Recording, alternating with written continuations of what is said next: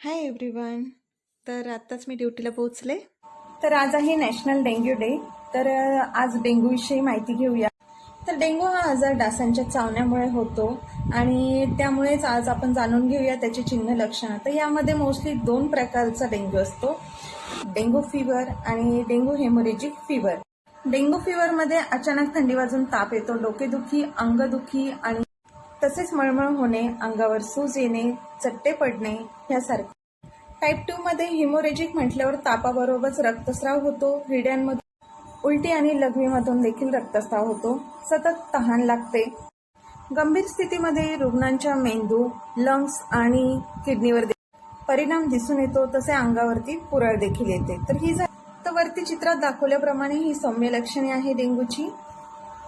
तर डेंग्यूसाठी कोणतेही विशेष औषध असं नाहीये, फक्त सिम्पटमॅटिक ट्रीटमेंट आपण. तर सिम्पटमॅटिक ट्रीटमेंट म्हणजे काय, तर जर ताप आला असेल तर तापासाठी आपण औषध देतो, जर उलट्या होत असतील तर उलट्यासाठी ट्रीटमेंट देतो.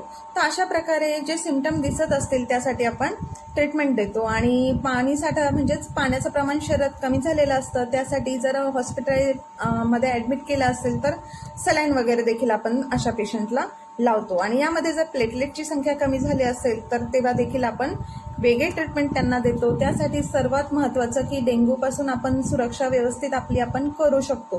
पण जर आपण अगोदरच काळजी घेतली तर डेंग्यू हा होणारच नाही आणि हॉस्पिटलमध्ये ॲडमिट देखील करावं लागणार नाही. So prevention is a better than cure असं आम्ही मानतो आणि त्याविषयी लोकांमध्ये जनजागृती देखील करतो.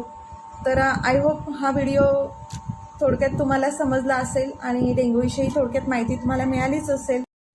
तर अशा प्रकारे हेल्थ एज्युकेशन मी देखील माझ्या एरियामध्ये दिले आलेल्या पेशंटला. And take care. Bye bye.